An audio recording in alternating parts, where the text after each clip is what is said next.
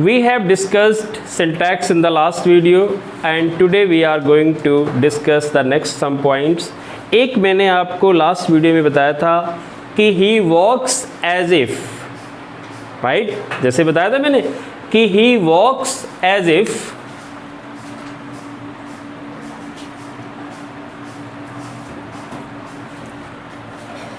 he walks as if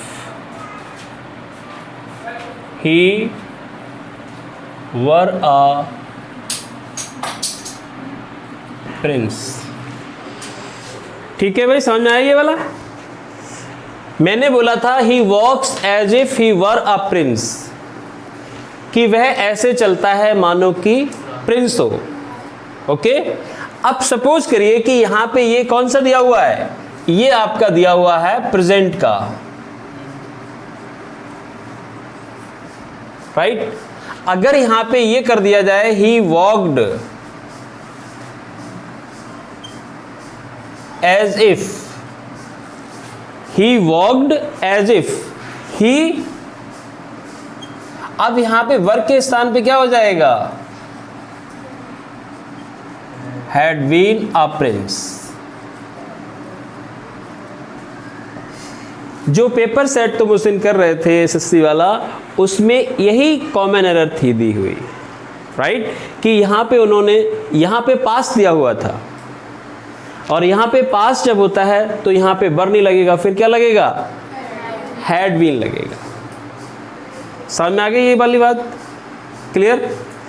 कि अगर यहाँ पे प्रेजेंट दिया हुआ है then you can write were, और if there is given past right before as if से पहले अगर पास दिया हुआ है then you can write had been, तो आप लगाएंगे हैड बीन.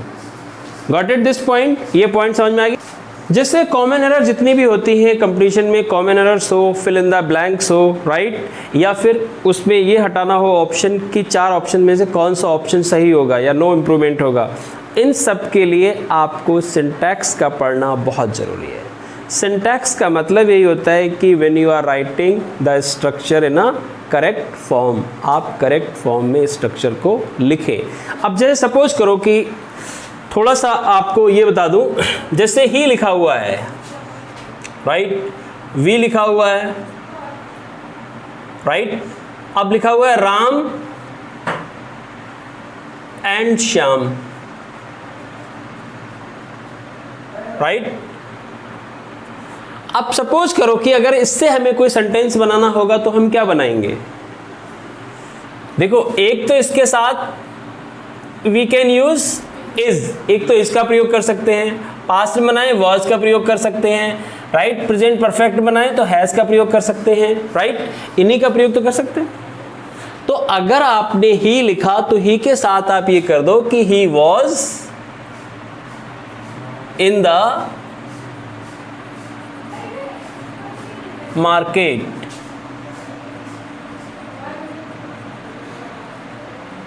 यस्टरडे, यानी he was in the market yesterday. अगर मैं इसकी जगह पे राइट ये ना लिख दूं, अगर मैं इसकी जगह पे ये लगा दूं वर, तो कैसा रहेगा? ये सही है गलत है? फिर ये गलत हो जाए क्योंकि ये सिंगुलर है और ये प्लूरल है. तालमेल जो है ना, verb subject verb plus agreement, यानी एक तो आपका सब्जेक्ट होना चाहिए और वर्ब उसके हिसाब से होनी चाहिए. Singular subject singular verb, plural subject plural verb. Got it this point? ठीक है ना? अब ऐसे हमें मान लीजिए इससे बनाना है तो क्या करेंगे, right? We have reached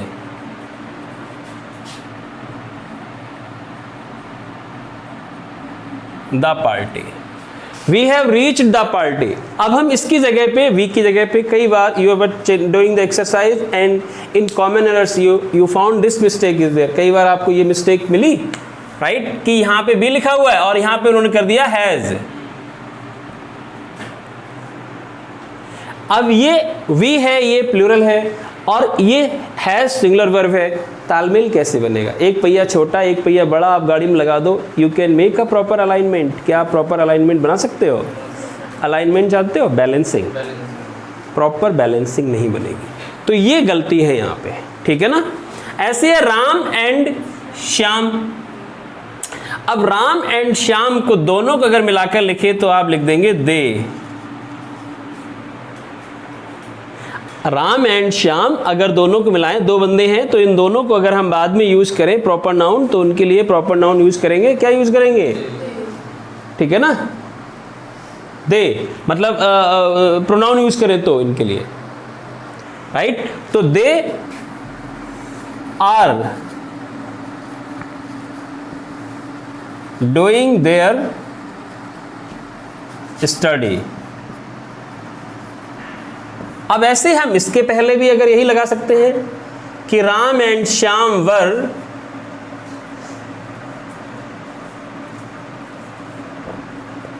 playing the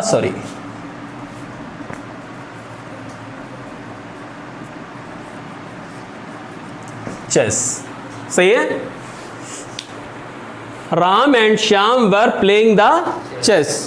वो चेस खेल रहे थे, ये दो बंदे हो गए। अगर केवल राम होता, जैसे केवल राम लिखा होता, तो क्या लगाते? वॉज, बाकी यही लिख देते पूरा। क्लियर, समझ में आ गया? ये बेसिक फाउंडेशन जो है वो यही है। इफ यू नो, राइट, जैसे कहते हैं ना कि डॉक्टर जब भी कोई ऑपरेशन करता है तो doctor knows very well about all the inner body parts, कि सारे बॉडी पार्ट्स कहाँ पर है, कौन सा। Then he touches the knife with the body, तो बॉडी के साथ नाइफ टच करता है और वही चीज़ निकाल लेता है जो उसको निकालनी होती है, जो खराब होती है। अब कोई गुंडे व्यक्ति चाकू मारता है तो वो देखता है क्या? वो तो सीधे आते ही बाहर निकाल लेता है भैया। तो वैसे ही आपको पहले पूरा जो स्ट्रक्चर है वो आपको आना चाहिए कि कहाँ पर इस सेंटेंस में क्या गलती है, कौन सी चीज़ है जो इसके तालमेल के हिसाब से नहीं बैठ रही है। then you can find out the mistakes in a sentence, then you can find out the common errors, then you can do the cloze test। एक क्लोज टेस्ट होता है ना कि जैसे बीच में उन्होंने मान लीजिए जगह छोड़ दी, ये और ये सेंटेंस लिख दिया, अब ये जगह खाली है, तो अगर आपको पता है, मान लीजिए इसमें थोड़ा सा मैं और वो लगा दूं यहाँ पे कि yesterday, राइट, और उसके बाद में ये चीज हटा दूं यहां से, तो जब भी वो कह रहे हैं कि yesterday की बात चल रही यहां पे है, तो फिर यहां पे क्या चीज आनी चाहिए? पास्ट की आनी चाहिए। अब पास्ट में दो चीजें होती हैं, या तो वॉज लगाएं या वर लगाएं। अब इनके हिसाब से देख लो, राम एंड श्याम दोनों के हिसाब से क्या आना चाहिए? तो वर आना चाहिए। अब आपको पूरा सेंटेंस का मीनिंग और पूरा ऑपरेशन करना आना था, आता था, तो आपने फिर कर दिया इस चीज़ के लिए कि कौन सी चीज़ कहाँ से हटानी है और कौन सी चीज़ कहाँ पर लगानी है। ठीक है ना, तो आपने कर दिया वर। ये चीज़ हमारी समझ में आ गई। ठीक है, अब आगे देखिए, एक और चीज़ है। देखिए, एक होता है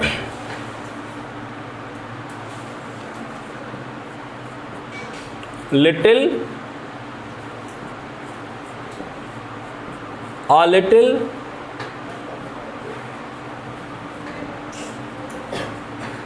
the little। समझ में आ गया? एक होता है few, a few, और एक होता है the few। ठीक है, पहले तो मैं आपको ये बता दूं कि इनका प्रयोग जो करते हैं वो किस चीज के लिए होता है? यू नो, क्वांटिटी के लिए, मात्रा के लिए।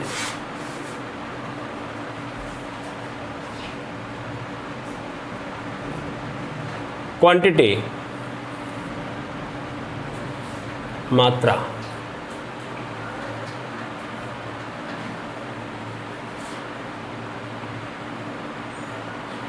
ठीक है ना, मात्रा के लिए। जैसे मान लो आप ये कहें कि लिटिल, और हमें मात्रा के लिए यूज करना है जिसको हम गिन नहीं सकते, तो क्या यूज कर सकते आप हैं। और लिटिल का मतलब भी आपको बता दूं क्या होता है। लिटिल का मतलब होता है नथिंग, यानी इसका जो सेंस आएगा वो निगेटिव आएगा, निगेटिव सेंस।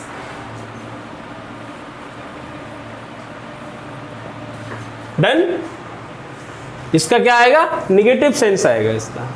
ओके, अब निगेटिव सेंस के अर्थ में अगर हम इसे यूज करें तो आप क्या बोलेंगे। जैसे आप कहें कि मतलब आपने कहा कि she has little money, right, या आप बोलें कि she has little knowledge. Little तभी तो कहावत बनी है, little knowledge is a dangerous thing. अल्प ज्ञान दगाबाजी की निशानी है। कभी ये मत समझो अगर आपको नहीं आता है तो आप ये मत कहो मुझे आता है। तैरना नहीं आता है तो ये मत कहो मुझे तैरना आता है कि इनको दिखाने के लिए समंदर में कूद गए वही, राइट, क्योंकि वो आपके लिए खतरा बन जाएगा। फिर नीम हकीम जाने खतरा, ठीक है, समझ में आया भी नहीं। तो वैसे ही आपने बोल दिया कि आई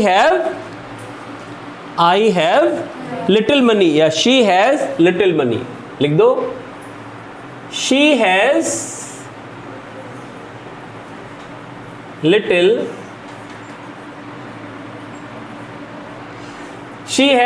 मनी। अब यहां पे क्या हुआ, ये लिटिल के पहले ना तो ए लगा है ना दा लगा है, तो लिटिल का मतलब क्या हो गया भाई, लिटिल का मतलब हो गया यहां पे नथिंग।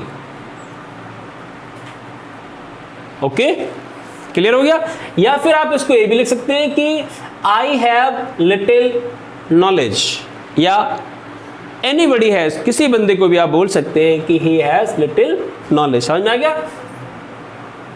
लिखो शी हैज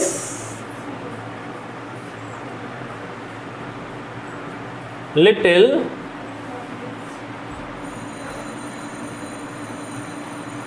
नॉलेज। डन। यहां पर भी क्या है, लिटिल का मतलब क्या हुआ, वही नथिंग। अब दूसरा है आ लिटिल, इसका मतलब क्या होगा, थोड़ा, बहुत ज्यादा नहीं, थोड़ा।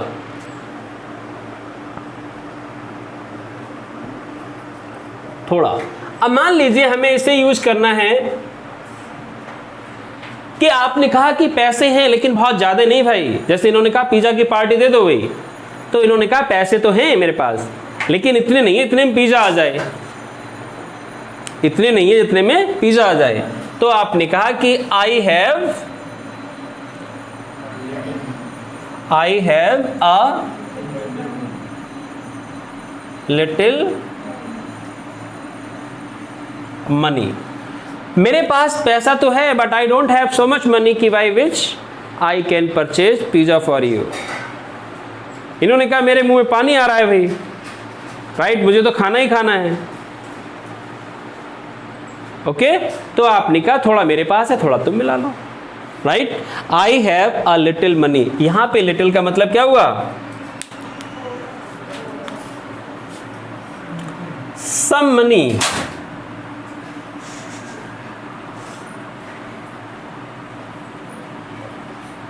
But not more, not enough,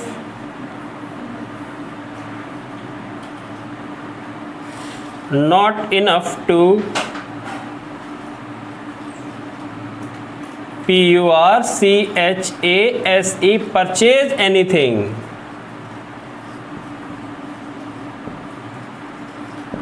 right। some money कुछ पैसा है but not enough इतना भी नहीं है to purchase anything कि कोई चीज खरीद सकूं, है थोड़ा सा है। got it this। अब तीसरे वाले की बात करते हैं भाई, the little money। ओके, तो अभी जैसे आपने कहा कि इन्होंने कहा मेरे मुंह में पानी आ रहा है, मुझे तो खाना ही खाना है पिज्जा हर हाल में, राइट, मुझे तो हर हाल में पिज्जा खाना ही खाना है। तो आपने कहा कि ऐसा करो भैया जितने मेरे पास हैं उतने मैं आपको सब दे रही हूं, बाकी आप मिला लो, राइट। तो यहां पे क्या लिखेंगे, the little money I have, the little money I have, take it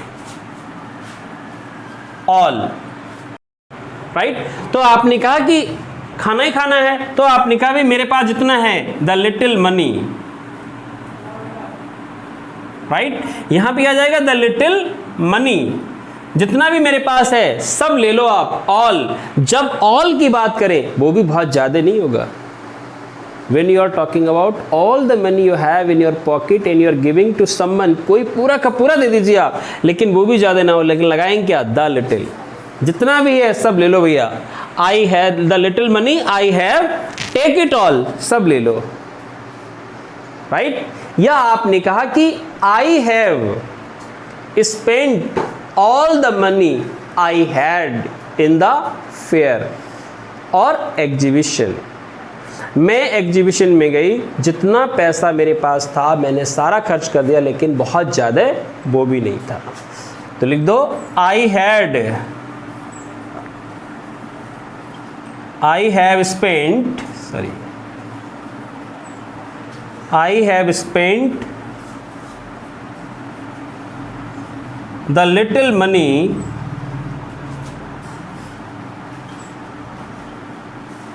I had,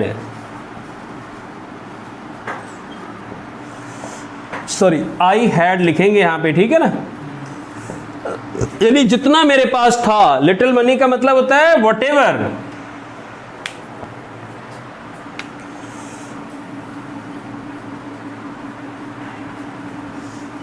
whatever I had, जितना भी मेरे पास था वो मैंने सारा का सारा दे दिया, ऑल मनी। समझ में आ गया। द लिटिल का प्रयोग वहां करते हैं जहां पर जितना भी हो, you have given to all, but that is not enough, लेकिन वो भी बहुत ज्यादा नहीं है। ये आपकी तीनों चीजें समझ में आ गई भाई। Little, nothing, negative sense they रहा है, यानी नाम मात्र के बराबर, यानी बिल्कुल नहीं, राइट। ऐसे लिटिल थोड़ा सा मनी, ओके। और द लिटिल जितना भी है सब कुछ, लेकिन वो भी बहुत ज्यादा नहीं है। क्लियर। किसी के सेंस में लगा दो जो भी गिन ना सके। I have little milk. अगर आप ये बोलोगे कि the little milk, I had the little milk in the glass, या I have the little milk in the glass, but that is not enough to prepare T.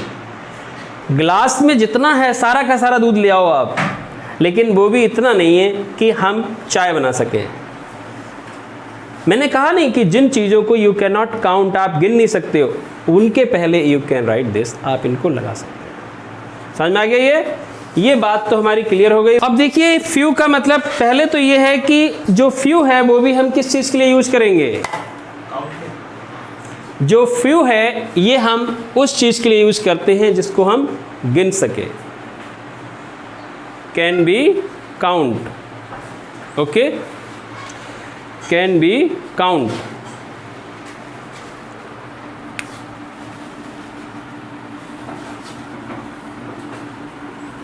Right. इसको few, a few, the few को हम use करते हैं countable things,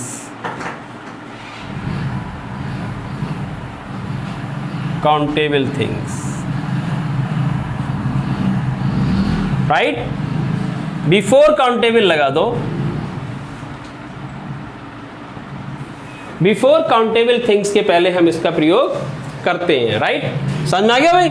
जैसे मान लीजिए अब इसका सेंस भी क्या जा रहा है, जो ये सेंटेंस दिया हुआ है फ्यू वाला, इसका सेंस क्या जा रहा है, इसका सेंस भी जाता है निगेटिव सेंस।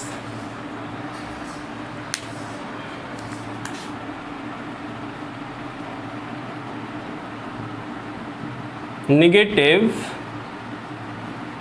सेंस, यानी इसका मतलब भी कुछ भी नहीं है।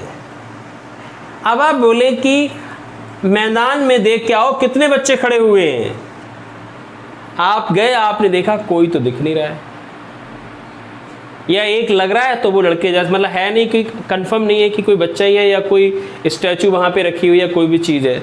तो आपने कहा कि there are few boys in the class या ग्राउंड, राइट? क्या लिखेंगे?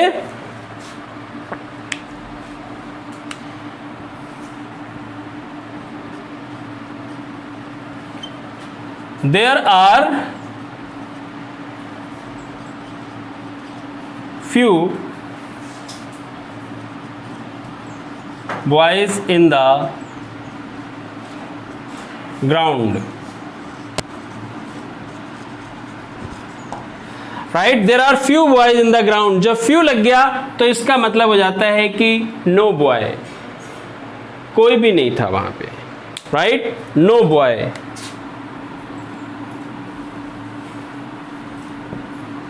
क्लियर? ऐसी है आ फ्यू, इसका मतलब है some things, not more but not more, मतलब कुछ चीजें, बहुत ज्यादा नहीं, कुछ चीजें। ओके, तो आपने कह दिया कि there are a few students in the class. लिख दो, there are a few students in the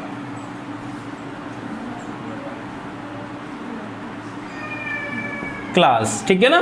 there are a few students in the class, कुछ स्टूडेंट्स क्लास में, राइट, हैं, यानी बहुत ज्यादा नहीं वो भी।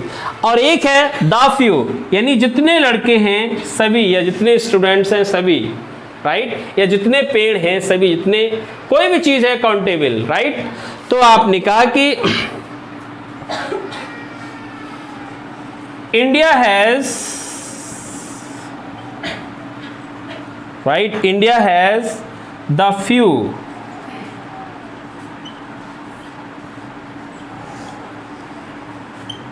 tigers। समझ में आ गया?